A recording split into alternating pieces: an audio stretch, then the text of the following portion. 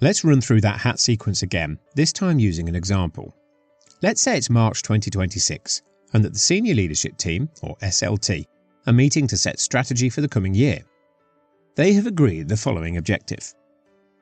By December 2027, increase overall customer retention from 78% to 88% by improving service quality, speeding up response times, and introducing a new quarterly customer review process. Each department will present its part in the improvement plan at the next SLT meeting in June. We will review progress on a quarterly basis as part of the SLT meeting. Now this sounds like a nice, smart objective. It's specific, it's time-bound, it includes measures that incorporate specific targets, and sets an expectation about how the objective will be monitored. We have the best part of 3 months to put a plan together and a year to deliver a 10% improvement, so it sounds achievable.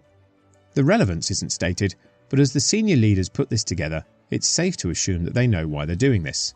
Let's say it feeds into their aspirational value and strategy of being a recognised leader in customer service. But now let's put it through the 6 thinking hat sequence. We start with the available information. What data do we have? What evidence is there that we have the capacity to introduce quarterly reviews and track the metrics? Retention is currently 78%. Last year it was 75%. The highest achieved in the last 5 years is 83%. Industry benchmark suggests that 85% to 90% is possible. Our average response time is 48 hours. Customer feedback shows friendliness is strong, but suggests that follow-up and consistency are weak. We've not achieved more than a 3-point improvement in retention during a single year. So what data is missing? We don't actually know the resource impact of adding quarterly customer reviews, and we don't have baseline response time metrics to model improvement. The ambition's there, the evidence to support it is not. Now let's surface those feelings. How do you feel about this objective? Some leaders feel energized, others feel anxious. The head of sales is feeling exposed. And privately, a few people feel the target has been chosen because 10% is a nice round number and 88% sounds good. The emotional truth is that the room is split between excitement and worry. So now we want to explore the risks and weak points associated with this objective. What could go wrong? This surfaces a number of important considerations. If not properly implemented, the quarterly reviews risk becoming admin-heavy rather than insight-rich. Improvements to response times will require system changes, not just goodwill. That could be expensive. It raises a question that challenges an assumption. Do the sales teams really have capacity to conduct quarterly reviews when they're also expected to increase market penetration in Europe? I wonder, do we risk stretching them too far? What external forces could get in the way of this objective? There are a number of external factors that are outside of our control. Competitors' pricing, market shifts, and changing regulations, to name a few. The target increase in retention is a full 10 percentage points. This is far beyond our historical performance. If teams don't believe it can be done, we'll quickly lose commitment. And what's the biggest risk? If response times don't improve, the whole objective collapses. That's the single point of failure. Now let's put on the yellow hat and look at the benefits and the opportunities associated with this objective. Where's the value? A few more optimistic ideas are shared. If we get retention right, revenue becomes more stable. This objective puts a focus on where it should be, the client. Get this right, and our customer experience will improve. Quarterly reviews could deepen relationships and highlight risks earlier. Aligning departmental plans could help to break down siloed thinking. The upside is huge if we can make it viable. We turn to the green hat to come up with some ideas, alternatives, and better ways forward.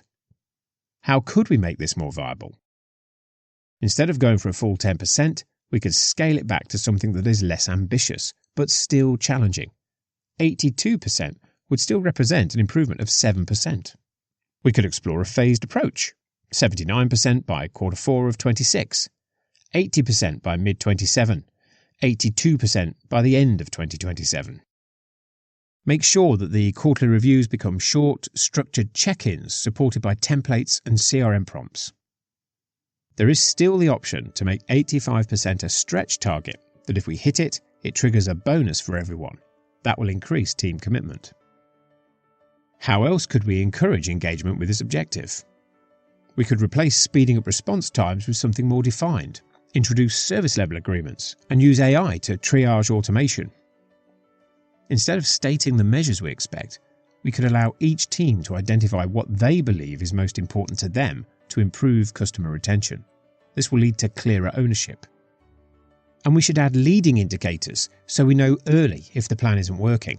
For example, tracking first contact resolution and our adherence to the SLAs. Now the goal feels ambitious and achievable.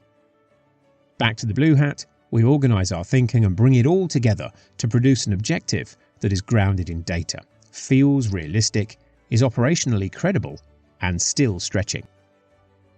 Increase customer retention from 78% to 83% by December of 2027 through a phased improvement plan that hits 79% by Q4 of this year, 80% by Q2 of next year, and 82% by the end of 2027. To support this, we'll be introducing a 24-hour inquiry resolution SLA supported by automated workflows. Each department will present a resourced improvement plan at the June 26 SLT meeting. This should take account of quarterly progress reviews that will be built into the SLT agenda. If possible, this should also allow for implementation of a quarterly customer review process. See the attached standardized 5-question check-in with CRM templates. Outperforming retention targets and hitting 85% at Q4 2027 will trigger an additional end-of-year bonus for all teams. And that's the power of the 6 thinking hats. It's not about tidying up the wording of a SMART objective. You pressure test it, strengthen it, and redesign it so that it survives contact with real life. This is SMART with strategy, SMART with honesty, SMART with stretch and realism, a target that the team can actually deliver.